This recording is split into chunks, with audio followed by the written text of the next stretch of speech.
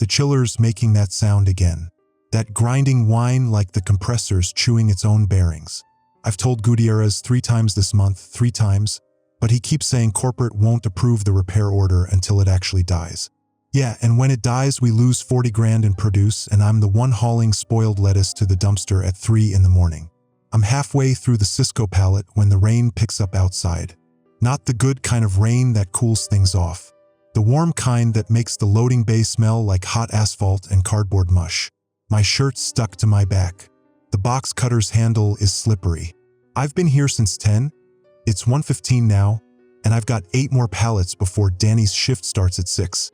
Danny, my little brother, 22 years old, still lives with me because his restaurant job pays shit and I'm the one with the car.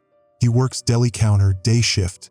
I drop him off every morning before I go home to sleep. He doesn't know I'm paying half his community college tuition. He thinks he's got some scholarship. Let him think that. The delivery driver comes through the rain. I see him through the bay door, one of the overnight guys from the distribution center up in Riverside. Not the regular guy. Someone new. He's walking wrong. Not stumbling. Not limping exactly. He's tilting his head to one side like he's got an earache, but his hands under his chin, supporting his jaw like it hurts to let it hang normal. His other hands clutching a clipboard against his chest. Need a signature, he says when he gets close. His voice sounds wet, thick, like he's got a mouth full of spit he can't swallow. I'm looking at the clipboard, not his face. That's the thing about night shift, you stop making eye contact after a while. Everyone's tired. Everyone's pissed off. Nobody wants conversation. But I see the drops. Little red dots on the concrete behind him. Not splatter. Not blood from a cut. These are thin. Precise. Like someone took an eyedropper and left a trail. They're coming from under his chin. From between his fingers where he's pressing his jaw. You bite your tongue? Ask. He tries to smile. His lips peel back and I see his teeth are pink. Not movie blood red. Pink like he's been sucking on something that's bleeding slowly inside his mouth. Dentist appointment tomorrow, he says. Except it comes out wrong. Dentist appointment. Like his tongue's swollen. I sign the sheet. My handwriting's worse than usual. I'm tired. Been stocking since the store closed at midnight. And the pen's one of those cheap Bics that barely works. He takes the clipboard back. That's when I notice his jaw isn't quite aligned right. The left side sits maybe a 1/4 inch lower than the right. And when he turns to go back to his truck, I see he's left more drops. They're not drying. They're staying wet on the concrete even though it's August and hot as hell. Something's wrong with those drops. They're too dark, too viscous. And I'm not imagining this, there's little bits of tissue in them. Not blood clots. Tissue. Like the inside of a cheek or gum.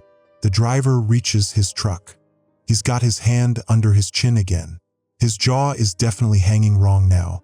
Lower, like it's come unhinged and he's holding it in place manually. I should say something. I should ask if he's okay. But it's 1:15 in the morning and I've got 8 pallets left and Danny needs a ride at 6 and the chiller's still making that goddamn noise. The driver climbs into his cab. His jaw shifts again as he pulls himself up. I hear something crack. Not bone-breaking crack.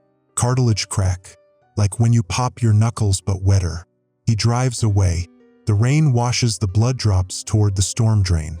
I go back to stocking. The Cisco boxes are Produce, Romaine, Iceberg, those pre-washed spring mix containers that always leak. I've got my box cutter, my hand truck, my scan gun. Same routine I've done 5 nights a week for 3 years. Cut the shrink wrap. Scan the boxes.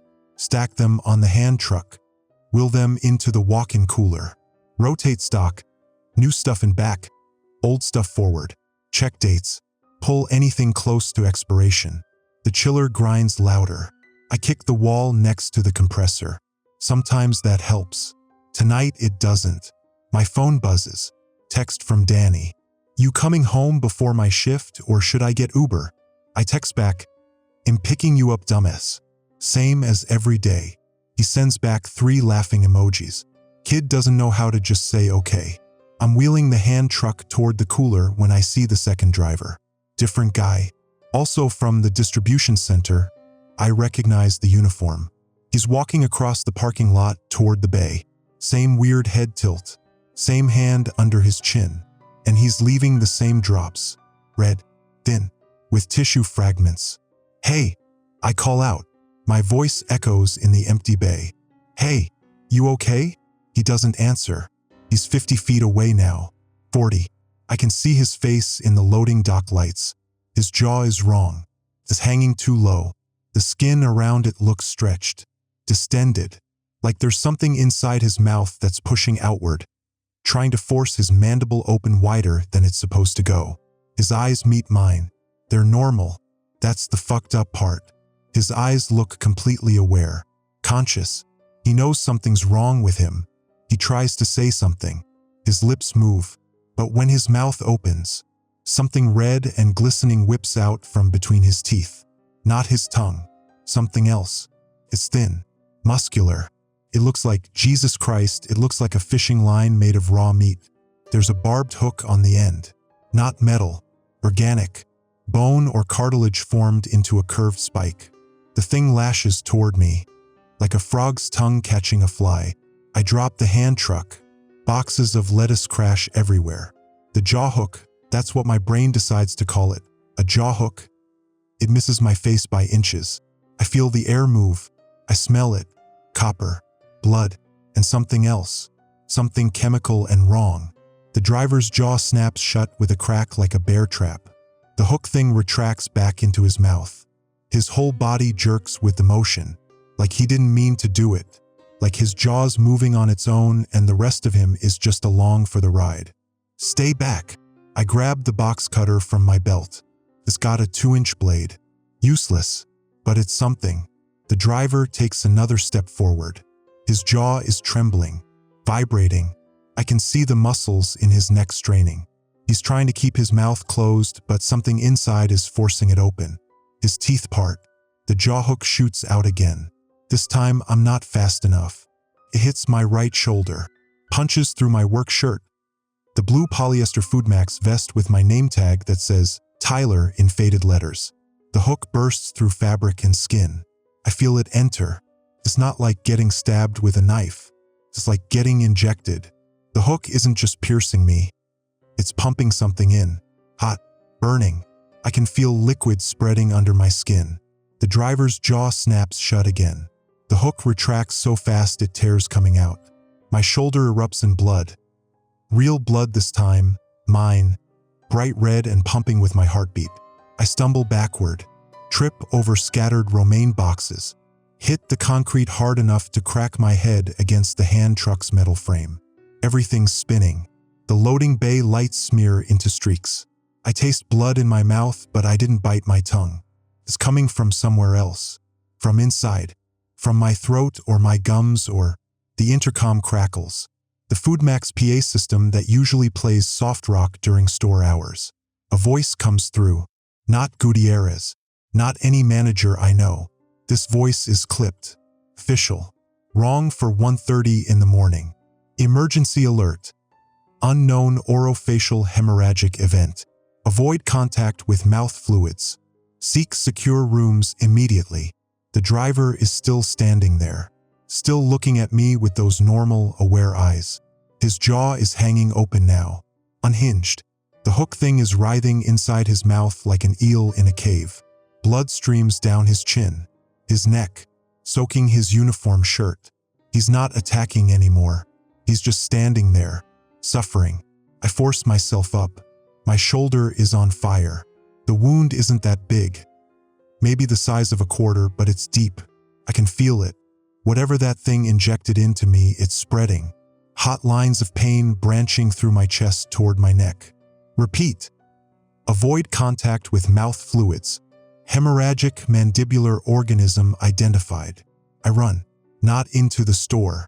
Into the bay. There's a storage cage back there, chain link walls, padlock on the door, where we keep the expensive stuff overnight. Coffee. Liquor. Cigarettes. I've got the key on my belt loop. Behind me, I hear the driver making sounds. Not words. Vet choking gurgles. The slap of his jaw hook hitting concrete. He's not chasing me. I don't think he can control it. The thing in his mouth is operating on instinct or reflex or whatever the hell drives a parasite that grows fishing hooks in people's jaws. I reach the cage. My hands are shaking so bad it takes 3 tries to get the key in the padlock. The wound in my shoulder is throbbing, pulsing. I can feel my heartbeat in it. The padlock opens. I throw myself inside, slam the chain link door, lock it from the inside. The storage cage smells like cardboard and stale cigarettes. There's a single bare bulb overhead. Boxes stacked everywhere. No windows. No other exit. I'm trapped in here, but I'm alive. For now. I press my hand against the wound. Blood seeps between my fingers. It's not stopping. And underneath, I feel something moving. Something that isn't supposed to be there. Under my tongue. At the root. A new kind of pain. A growing pain. Something's forming in my mouth. Danny's shift starts at 6. I was supposed to pick him up. I got my phone out. Hands shaking so bad I can barely unlock the screen. Blood from my shoulder is soaking through my shirt, dripping onto the concrete floor of the cage. The wound keeps pumping. Hot. Bit. 911, I dial it. It rings once. Twice. 911. What's your emergency? I'm at Food Max on Huntington Boulevard. The 24-hour one. Loading bay. I got attacked by... How do I explain this? Someone's sick. Dangerous sick. His jaw. There's something in his jaw. It's... Sir, we're receiving multiple calls from your location. Emergency services are en route. Are you in a secure area? I'm locked in a storage cage, but I'm bleeding. He got me. The thing in his mouth. Do not let anyone with mouth trauma near you. Do not attempt first aid on affected individuals. Help is coming. She hangs up. Multiple calls. That means it's not just the drivers. The spreading inside the store. The intercom crackles again. All personnel. Proceed to sealed rooms. Managers to offices. Stock crew to freezers. Customers to pharmacy area. Avoid open floor spaces. Freezers. The walk-in freezer where I was about to stock the produce. Heavy insulated doors. Metal walls. That's where I should be. But that's inside the store. Through the stockroom. Past the break room. Past wherever the infected people are. My shoulder throbs. Under my tongue, that new sensation grows stronger. Like a muscle cramp but wetter. More solid. I run my tongue along the floor of my mouth and feel something that wasn't there an hour ago. A small bump. Firm. Growing. No. Whatever that driver's jaw hook injected into me, it's already working. How long do I have? I look at my phone. 1:37 a.m. I got hit maybe 5 minutes ago. The bump under my tongue is already noticeable. If it's growing this fast. My phone buzzes. Text from Danny. Can't sleep. You still at work? My hands are shaking. I type back. Yeah. Stay home. Do not come to the store tomorrow. 3 dots appear. He's typing. Why? Just don't. He'll explain later. Stay in the apartment. Lock the doors. You're freaking me out. Do not leave the apartment. The dots disappear. No response. Danny's apartment, our apartment, is 15 minutes away. If he's awake now, if he decides to drive over here to check on me, I call him. It rings 4 times. Goes to voicemail. Danny, it's me. Listen, there's something happening at the store. Something dangerous. I'm okay, but you need to stay away. Don't come here. Don't let anyone from Food Max into the apartment. I'm serious. This isn't a joke. Just stay inside. I'll call you when it's safe. I hang up. My voice sounded steadier than I feel. The storage cage is maybe 10 feet by 12. Chain link walls on 3 sides. Concrete block on the 4th. Boxes everywhere. Marlboros, Camels, those awful black and mild cigars that teenagers buy. Coffee. The expensive Starbucks via packets that corporate makes us lock up because people steal them. There's a aluminum baseball bat in the corner. Someone left it here after the last inventory. We use it to bang on the compressor when it acts up. I grab it. The metal is cool against my bloody palm. Something crashes in the loading bay outside the cage. I press against the chain link, looking out. The driver, the second one, the one who got me, he's collapsed near the hand truck. His body is convulsing. His jaw is opening and closing rapidly, snapping. Each time it snaps, the hook thing lashes out, hitting air, hitting boxes, hitting the concrete. Blood is pooling under him, dark red, almost black under the sodium lights. He's dying, or already dead. His nervous system just hasn't figured it out yet. The first driver, the one from earlier, I don't see him. He must have wandered off. Into the store maybe, spreading it. The PA system crackles. A different voice now, younger, female, terrified. This is Brenda from customer service. If anyone can hear this, there's people attacking near the registers. Their mouths are bleeding. They're biting themselves, biting through their own cheeks and tongues. Please, if there's any managers or police or, we need help up here. The transmission cuts off mid-sentence. Brenda, I know Brenda. She's maybe 19. Goes to the community college with Danny. Works weekends and overnight shifts to pay for books. She's got braces. Had braces. If she's infected, if that jaw hook thing is forming in her mouth, the braces are going to tear her apart from the inside. I need to move. Staying in this cage isn't going to help anyone. The walk-in freezer is my best option. Sealed. Cold. Maybe the temperature slows the infection. Maybe. I unlock the cage door. The padlock makes a metallic click that echoes too loud in the bay. The dead driver doesn't react. He stopped convulsing. His jaw hangs open, the hook thing lying limp across his teeth like a dead worm. I step out. My shoulder screams with every movement. The wound has stopped bleeding quite as much, but it's still wet, still hot, and under my tongue that bump has grown. I can feel it when I swallow. A solid mass of tissue that shouldn't be there. The stockroom door is propped open. I left it that way when I started my shift. Makes it easier to move pallets. Through it, I can see the fluorescent lights of the back hallway. Hear sounds, crashes, screaming, not continuous screaming, bursts of it. Someone screams for 3 seconds, stops, screams again. I tighten my grip on the baseball bat. The stockroom hallway is empty. Boxes line both walls. Overstock that doesn't fit on the shelves yet. Cereal, canned soup, those 12 packs of Pepsi that are always on sale. I move between them, trying to stay quiet. The break room door is open. The lights are on inside. I see coffee spilled across the table. Someone's lunch bag torn open. Sandwich scattered across the floor. Blood on the wall near the time clock. Not splatter. Drips. Like someone stood there for a while with their mouth open. Just bleeding. Past the break room. Past the manager's office. Door closed. I can see light under it. Someone's in there. I hear crying. Muffled. Keep moving. The freezer entrance is at the end of the hall. Big steel door with a lever handle. Red emergency release button on the inside in case someone gets locked in. Temperature gauge on the wall reading 38 degrees. I'm 10 feet away when I hear the voice. Tyler? Tyler, is that you? I freeze.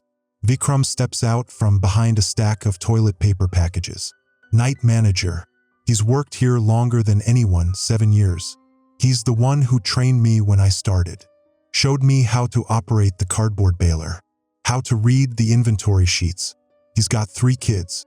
His oldest daughter just got accepted to UC Davis. His jaw is bleeding. Not hemorrhaging. Just bleeding. Slow. Steady. Like he bit his cheek and can't make it stop. His hand is pressed to his mouth. His eyes are wide. Panicked. Tyler, what's happening? I was in the office doing schedules and Brenda started screaming over the radio. People in the store. Their faces. I saw Jeremy at the registers and his whole mouth was. He stops. Swallows. Winces.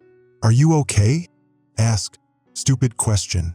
He's bleeding from the mouth. He's not okay. Something's wrong with my teeth. My gums. They hurt. Like when I got my wisdom teeth out, but worse. And I can feel something under my tongue. Moving. He takes his hand away from his mouth. Shows me.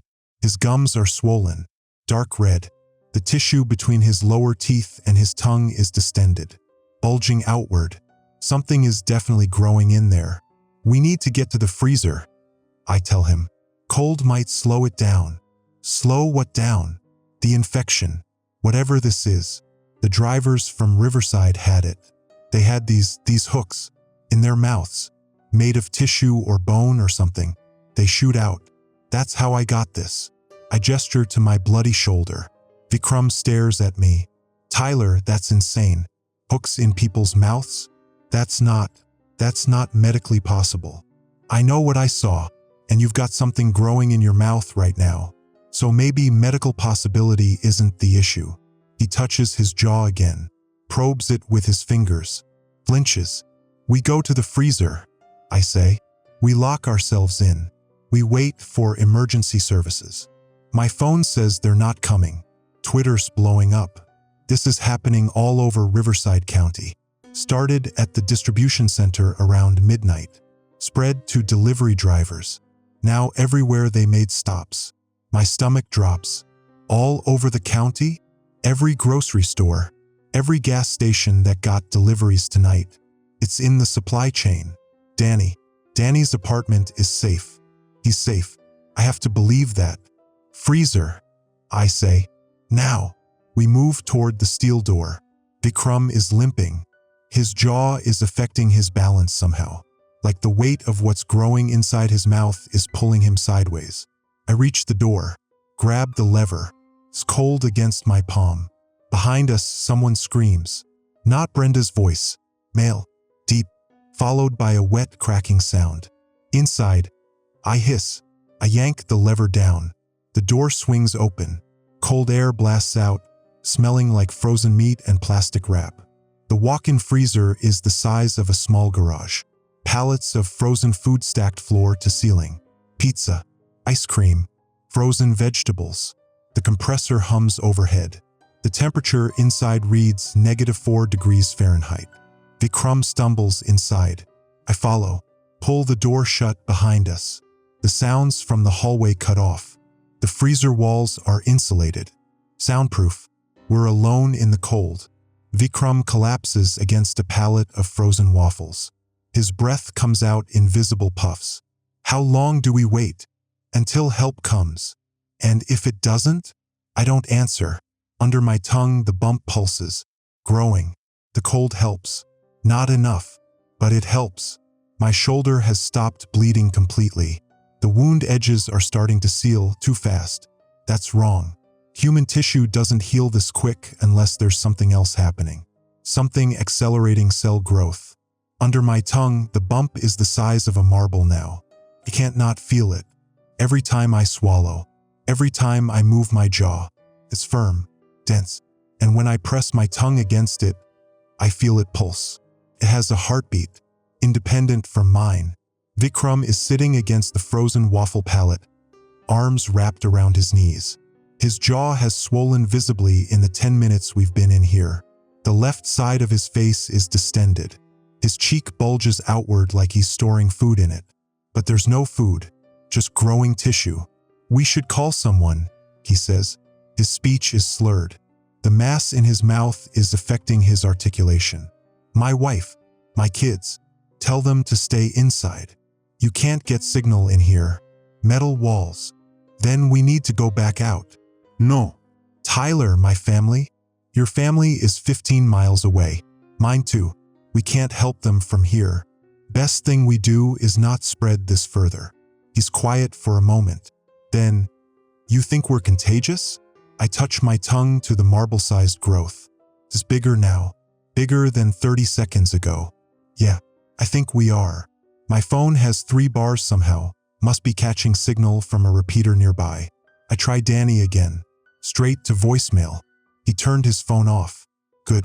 That means he's sleeping. That means he's safe at home and not coming here.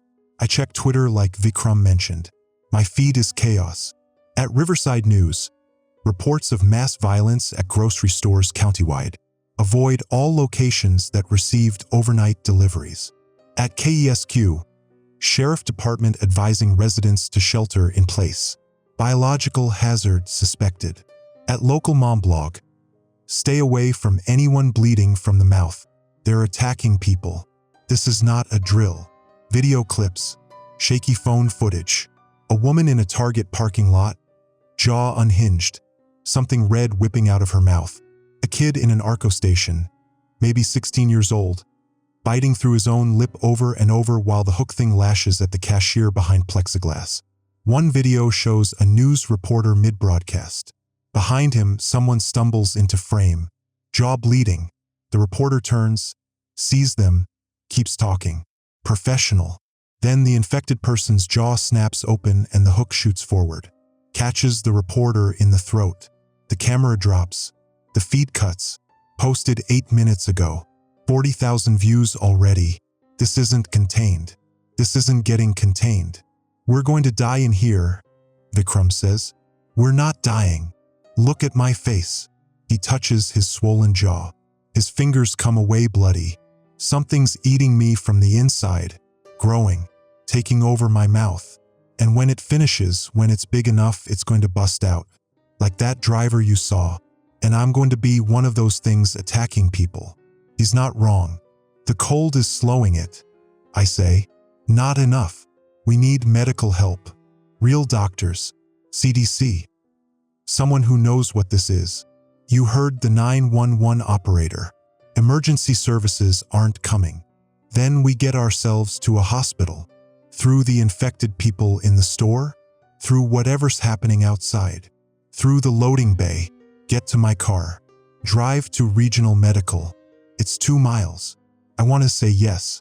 I want to believe we can just walk out, drive away, get help like this is a normal emergency with normal solutions.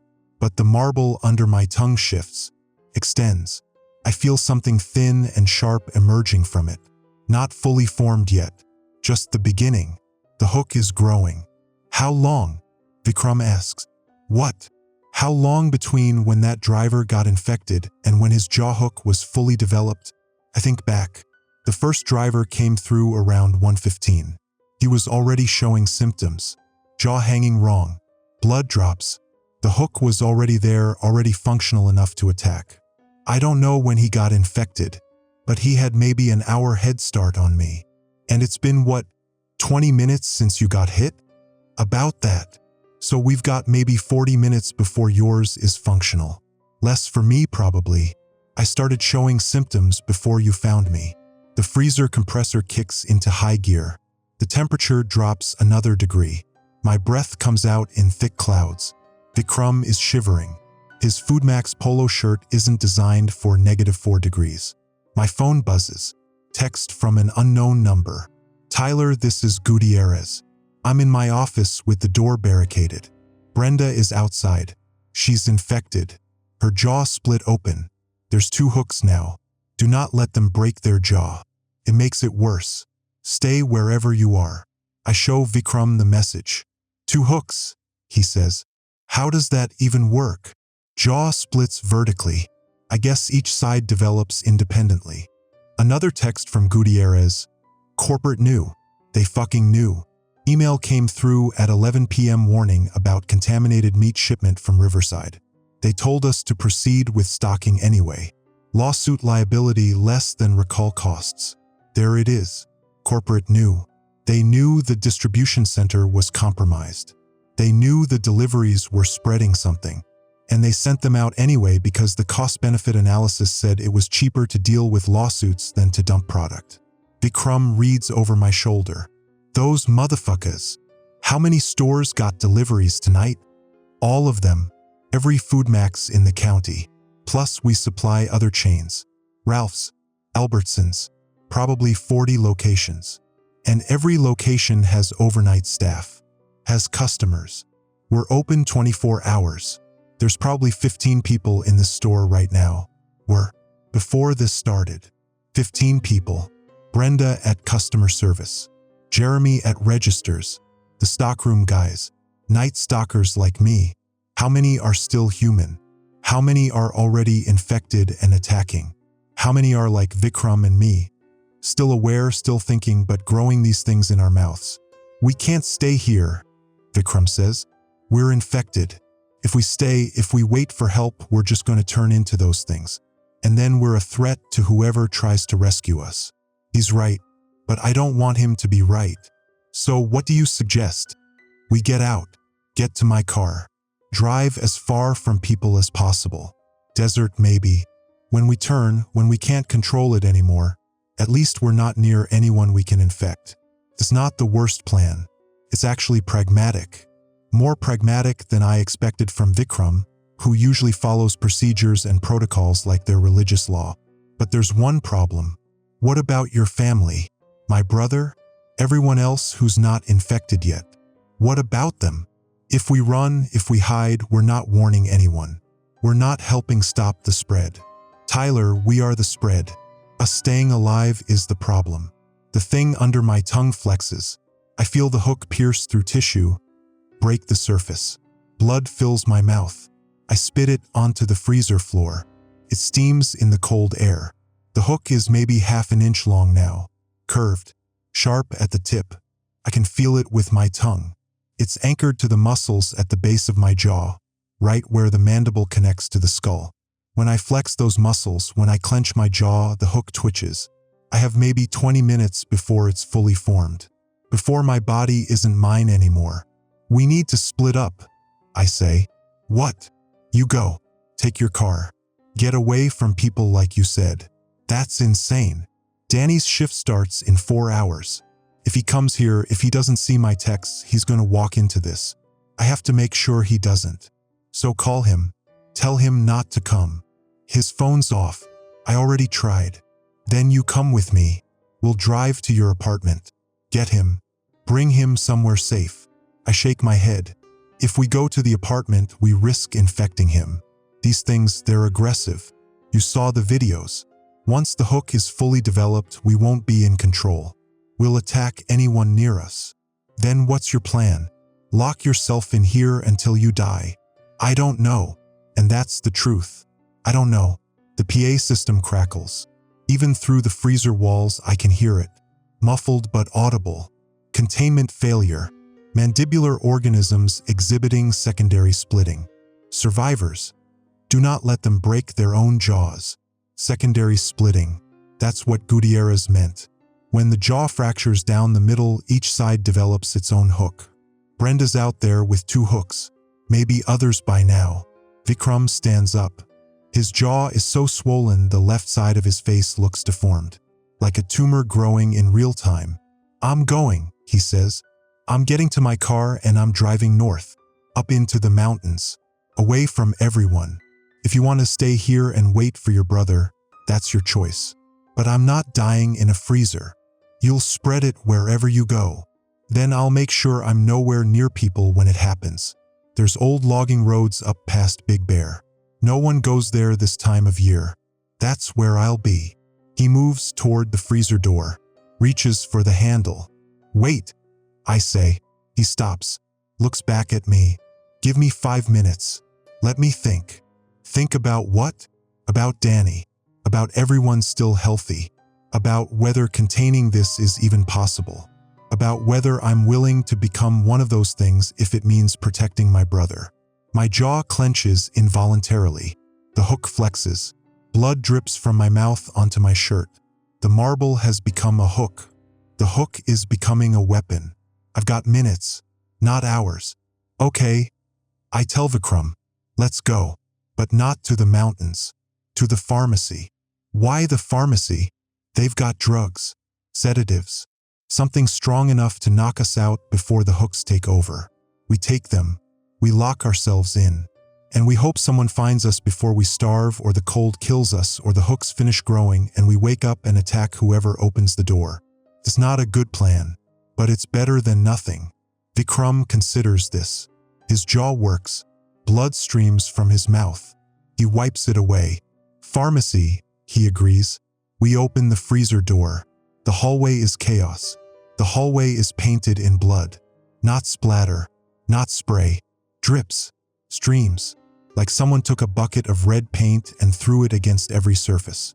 The walls, the floor, the ceiling tiles, still wet, still moving, pooling in the corners where the linoleum meets the baseboards. 3 bodies on the floor. 2 of them are moving. The one closest to us is Jeremy. I recognize his shoes, those expensive Nikes he was always bragging about, the ones that cost $200. His face is down against the linoleum. His jaw is opening and closing rhythmically, snapping. Each snap makes a wet crack like breaking celery. The hook shoots out, hits the floor, retracts, shoots out again. He's not aiming at anything. It's just reflex now. The hook operating on instinct while Jeremy's consciousness, if there's anything left of it, rides along helplessly. The second moving body is Brenda. Her jaw has split, down the middle, vertically, the bone fractured through the chin. Her mouth is now two separate pieces, each one hinged independently. Blood streams from the split, and in each half, left side, right side, a hook writhes. Two hooks, moving in alternating rhythm. When the left shoots out, the right retracts. When the right shoots forward, the left pulls back. They're each maybe 3 inches long now, barbed. The tips glisten with something clear and viscous. Venom or infection fluid or whatever chemical makes this thing spread. She's not human anymore. She's a delivery system, a biological weapon that walks and breathes and attacks. The third body isn't moving. I don't recognize them. Too much blood, too much damage. Pharmacy, I say. My voice comes out wrong, slurred. The hook in my mouth is affecting my speech. I can feel it pressing against my tongue, growing longer, thicker. Vikram nods. His jaw is hanging open now. He can't close it anymore. The swelling is too severe. I can see into his mouth. See the hook coiled there like a snake ready to strike. It's as long as mine, maybe longer. We move past the bodies. Jeremy's hook lashes out as we pass, misses me by inches. I feel the air move, smell it, copper and rot. The hallway opens into the main stockroom. This is where the pallets come in from the trucks, where we break down shipments, sort them, load them onto carts for the floor. It's full of infected, not attacking, not moving. They're just standing there, 6 of them, maybe 7, all with jaws hanging open, all bleeding, the hooks extending and retracting in slow, rhythmic motions, like breathing, like a collective pulse. They're not aware of us, or they are, but they don't care. We're already infected, already part of whatever this thing is becoming. One of them is the first driver, the one who showed up at 1:15 with the clipboard. His jaw is completely unhinged now, hanging down past his collarbone.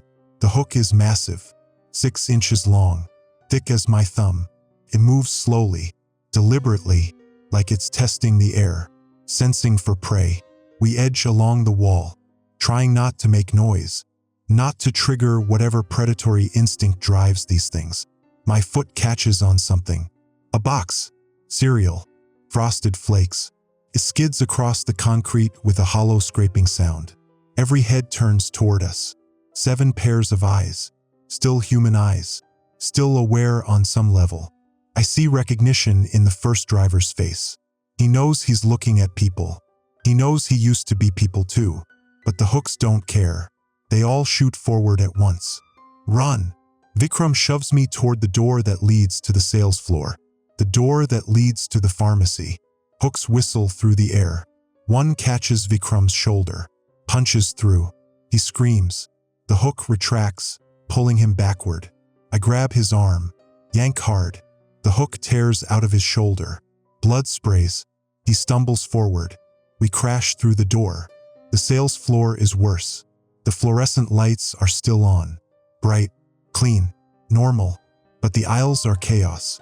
Shopping carts overturned. Products scattered everywhere. Soup cans, bread, diapers. A pyramid of soda cases collapsed across aisle 4. And between the debris, people, customers, staff, maybe 20 of them. Some infected, some not. The uninfected ones have barricaded themselves behind overturned shelving units. They're throwing things, cans, bottles, anything they can reach, trying to keep the infected away. The infected are circling them, jaws open, hooks lashing out. But they're not coordinated. Not yet.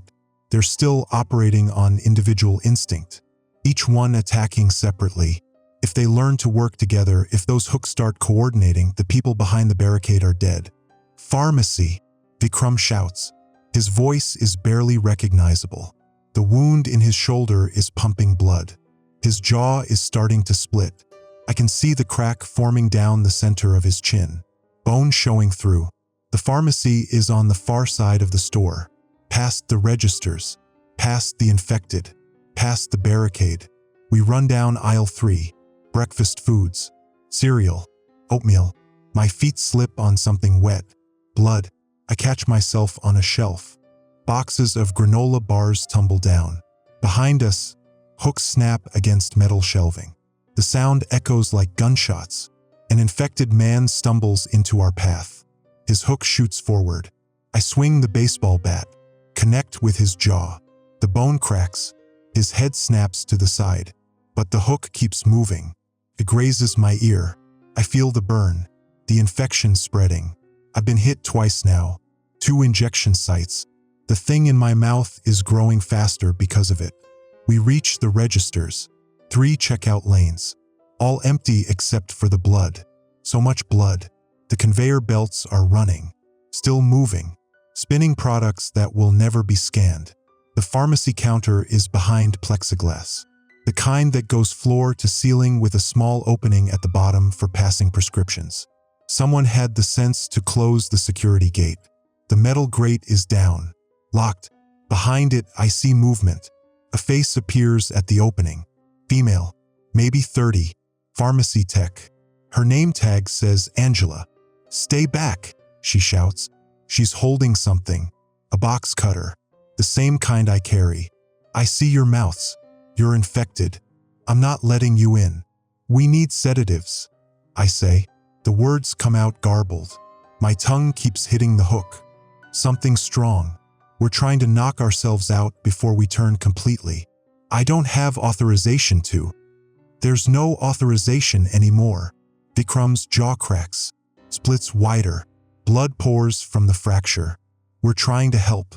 We're trying to stop the spread. Give us the drugs or we're breaking through this gate and we won't be in control when we do. Angela stares at us. Her hand is shaking. The box cutter trembles. Behind us, the infected from the stockroom are pouring onto the sales floor. Their hooks are extending, coordinating. They're learning. "Please," I say. She disappears from the window. I hear cabinets opening, bottles rattling. She comes back with a plastic bag, shoves it through the opening. Lorazepam, 10 milligram pills. Take 6. You'll be unconscious in minutes. Don't take more than 8 or you'll stop breathing. I grab the bag. "Thank you." "Don't thank me. Just stay away from people when you go under. Please." Vikram and I back away from the pharmacy. The bottle of pills in my hand. Our last chance. The infected are 30 feet away now. 20. Their hooks are all extending in unison, moving like a wave, like a school of fish changing direction simultaneously. They've figured out group tactics. "Where?" Vikram asks. "Where do we take these?" I look around. The store, the stockroom, the freezer. Nowhere is safe. Nowhere is isolated enough. Except the roof. What? There's a ladder in the loading bay. Maintenance access. We get on the roof. We take the pills. We pass out up there, away from everyone. And when we turn, when we lose control, there's nowhere for us to go. We can't attack anyone from the roof. It's not perfect, but nothing about this is perfect. We run, back through the aisles, past the infected. One of them gets close. Hook shoots out, catches Vikram in the leg. He screams but keeps moving. The hook tears out, leaves a gaping hole. We reach the stockroom. The infected here haven't moved. They're still standing in that cluster, swaying slightly, the hooks moving in rhythm. We don't stop. Through the hallway, past Jeremy's twitching body, past Brenda's split jaw, the loading bay. The ladder to the roof is bolted to the exterior wall. Metal rungs, 15 feet up. I go first. My shoulder is screaming. The wound from the first hook hasn't healed right. Every time I pull myself up a rung, I feel tissue tearing. Vikram follows. His leg is dragging. The hook wound is deep. Muscle damage. He's barely able to climb. We reach the roof. Flat. Tar paper. Air conditioning units humming. The rain has stopped. The sky is starting to lighten in the east. 4:30 a.m. Almost sunrise. Danny's shift starts at 6. I pull out my phone. Try him one more time. It rings. Once. Twice. 3 times. He answers. Tyler? Jesus, man, it's 4:30. What? Danny. My voice is barely human now. The hook is fully formed. Moving on its own. Don't come to work. Don't come to the store. Don't come near FoodMax. What's wrong with your voice? Are you? I'm on the roof. With Vikram. We're about to take sedatives. We're trying to not hurt anyone. Silence. Then, infected with what? Turn on the news. You'll see. It's everywhere. Started at the distribution center. Spread through deliveries. It's in people's mouths. In their jaws. It makes them, Danny, I love you. I paid for your college. The scholarship doesn't exist. I've been paying for it. I wanted you to. My jaw clenches involuntarily. The hook shoots out. It's nothing. Retracts. Tyler, I'm coming to get you. I'm getting in the car right now. If you come here, I'll attack you. I won't be able to stop it. The hook, it moves on its own. You have to stay away. You have to stay safe. That's all that matters. That you stay safe. Blood and tears mixing on my face. Please, I say. Please just stay alive. I hang up before he can respond. Vikram is sitting with his back against an AC unit. His jaw has split completely now. 2 separate pieces. 2 hooks extending and retracting. His eyes are still aware, still conscious, but his body isn't his anymore. I sit next to him, open the bottle of lorazepam, pour pills into my hand. 6 pills. That's what Angela said. 6 to knock us out. I look at the pills. Look at Vikram. Look at the lightning sky. Danny is safe. Home. Alive. That's what matters. But what about everyone else? What about the people barricaded in the store? What about Angela in the pharmacy? What about all the other stores across the county? If Vikram and I take these pills, if we knock ourselves out, we're not spreading the infection. But we're also not helping anyone. We're just removing ourselves from the equation. Is that enough? Vikram reaches for the pills. His hand is shaking. He takes 6, swallows them dry. His jaw is so broken the pills almost fall out. But he manages, tilts his head back, forces them down. Your turn, he says. I count out 6 pills. My hand hovers over my mouth. The hook flexes. Blood drips from my lips. I think about Danny, about his texts, his stupid emojis, about dropping him off every morning at 6 a.m. and how he always says, thanks, bro. And I always say, stop calling me bro. And he always laughs. I think about Brenda with her split jaw, about Jeremy snapping at the floor, about the first driver with his jaw hanging down past his collarbone. I think about what I'm becoming. I put the pills in my mouth. Swallow. Vikram's eyes are already closing. His jaw has stopped moving. The hooks lie still against his teeth. I lie down on the roof. The tar paper is warm from yesterday's sun. The sky above is purple and orange. Beautiful. My phone buzzes. Text from Danny. I'm not losing you. I'm coming. No. No. I try to type back. My fingers won't work. The lorazepam is hitting. Everything is going soft. Blurry. My jaw opens. The hook extends one last time. Tastes the air. Then everything goes dark. I wake up in restraints. Not rope. Not handcuffs. Medical restraints. The kind with padded cuffs and quick-release buckles that require 2 hands to open. Hospital grade. My wrists are locked to a metal bed frame. My ankles too. The room is white. Concrete walls. Fluorescent lights. Smells like bleach and copper. A drain in the center of the floor. Discolored. Brown. Old blood. I'm in a containment cell. My jaw aches. My whole face aches. I run my tongue along the inside of my mouth and feel scar tissue. Rough. Thick. Where the hook used to be. Where they cut it out. Because it's gone. The hook is gone. They removed it. Surgically. While I was unconscious. There's a camera in the corner of the ceiling. Red light blinking. Someone's watching. I don't know what day it is. Don't know how long I was out. The lorazepam should have worn off after hours, but I feel like I've been asleep for days. Sedated. Kept under while they operated. The door opens. Metal scraping on concrete. Heavy. Sealed. A woman in a hazmat suit walks in. Face shield. Respirator. Gloves. She's carrying a clipboard.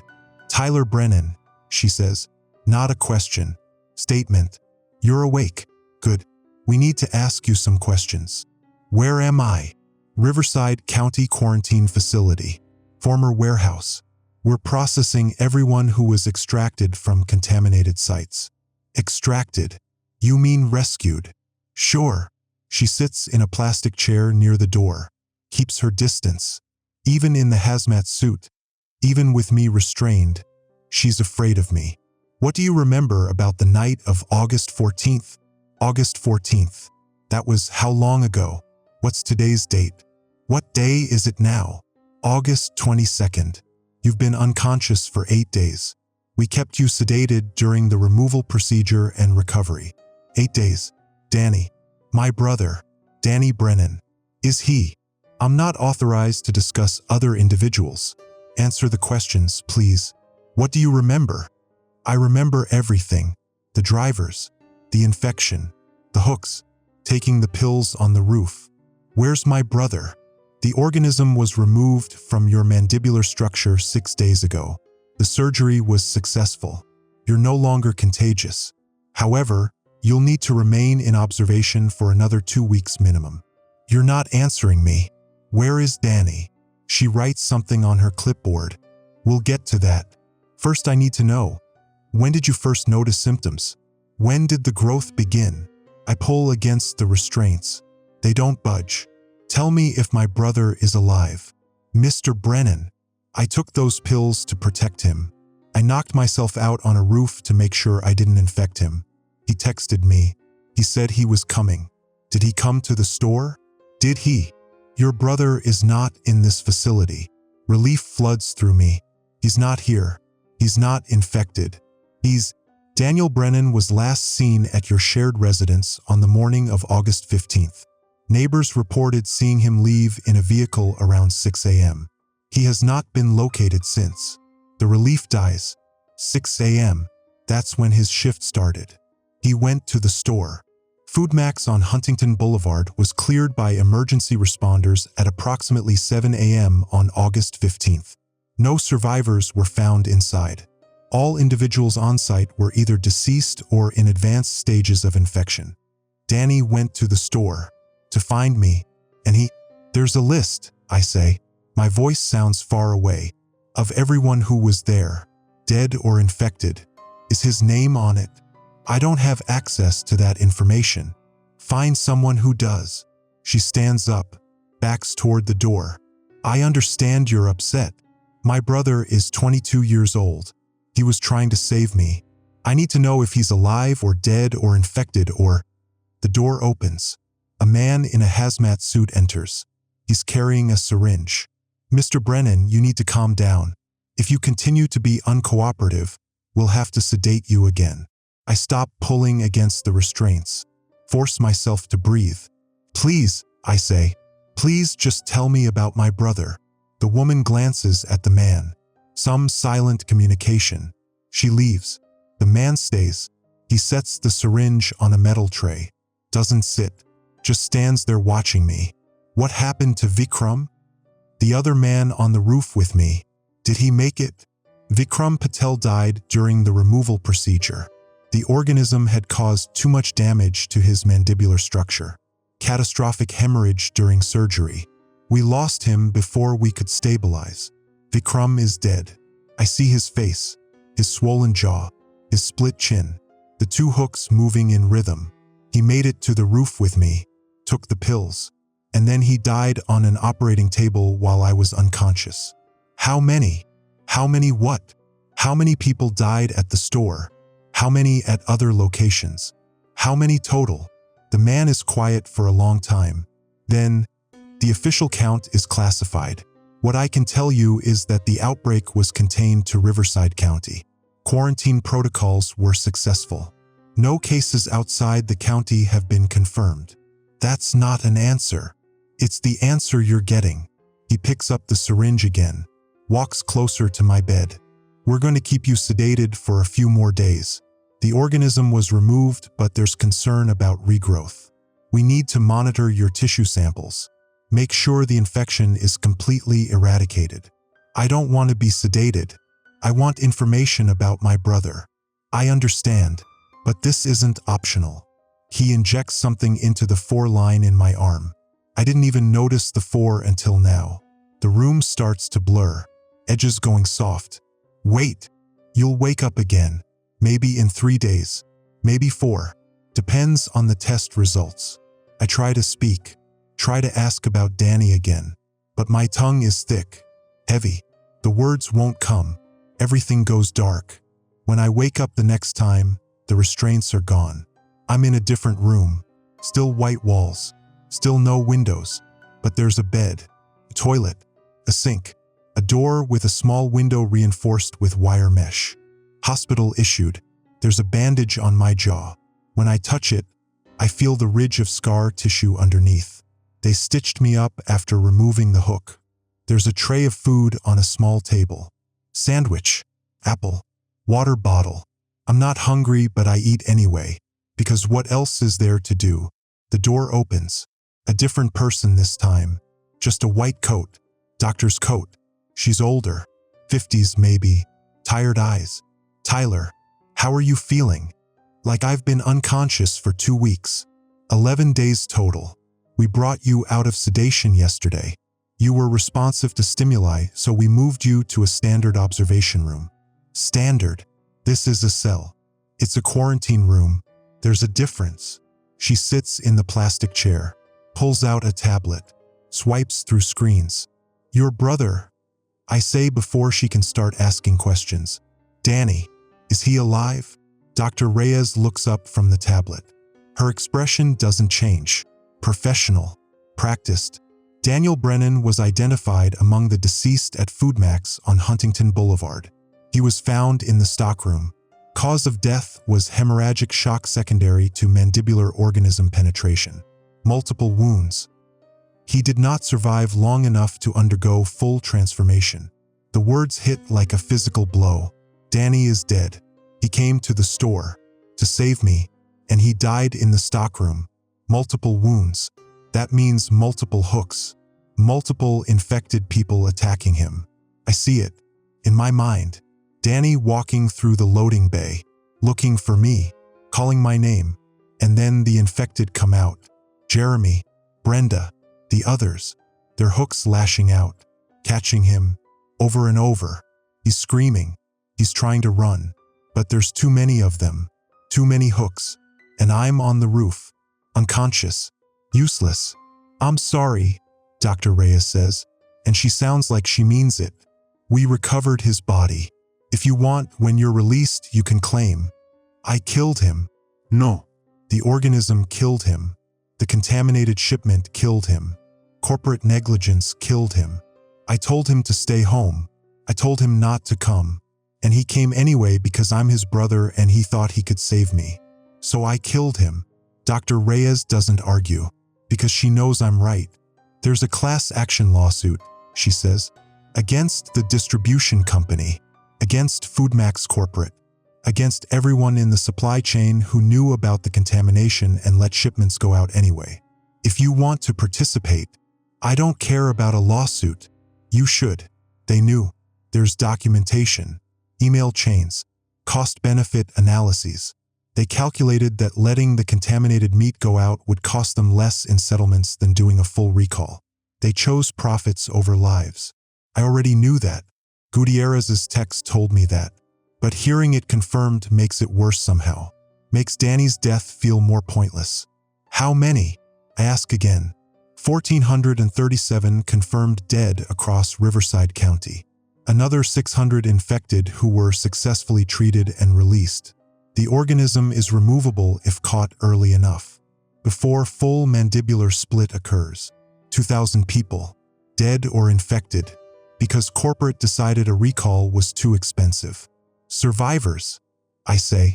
Besides me, how many from my store? 3. You, Angela Ruiz from the pharmacy, and a customer named Patrick Odom who locked himself in a freezer. 3 out of 15. Everyone else dead or infected beyond treatment. When can I leave? Another 72 hours minimum. We need to confirm no regrowth. After that, you're free to go. There'll be counseling resources, support groups, financial assistance programs. I don't want counseling. I don't want support groups. I want Danny alive. I want to wake up and have this be a nightmare. I want to go back to August 13th and tell him to stay away from the store, to lock the door, to not answer my calls. But I can't do any of that. One more thing, Dr. Reyes says. She pulls out a small plastic bag. Inside is my phone. Cracked screen. Blood-stained. We recovered this from your belongings. It's been decontaminated. There's messages on it. From your brother. From the night it happened. I thought you might want it. She sets the bag on the table. Leaves. I sit there staring at the bag for a long time. Finally, I open it. Turn on the phone. The battery is almost dead, but it powers up. 43 messages from Danny, starting at 4:47 a.m. on August 15th and ending at 6:23 a.m. I open them. Tyler, answer your phone. Coming to get you. At the store. Where are you? There's blood everywhere. What happened here? Tyler, in the stockroom. I can't find you. There's someone here. They're not moving right. Tyler, where are you? Tyler. Someone's attacking me. Their mouth is. The messages stop. That's when he died. I was unconscious on the roof, 20 feet above him, and he died thinking I abandoned him. I put the phone down, close my eyes, see Brenda's split jaw, see the hooks moving in rhythm, see Danny in the stockroom, surrounded, dying. The image doesn't fade. It won't fade. It's burned into my mind now. Dr. Reyes said I'd be released in 72 hours. Released to what? The apartment Danny and I shared? His bedroom with his textbooks still on the desk. His shift schedule still on the refrigerator? I paid for his college. He thought it was a scholarship. He died never knowing I was the one keeping him in school. I should have told him. I should have told him a lot of things. But I didn't, because I thought there'd be more time. There's always supposed to be more time. The phone battery dies. The screen goes black. I sit in the white room with the drain in the floor and wait for the 72 hours to pass. And every time I close my eyes, I see the hooks.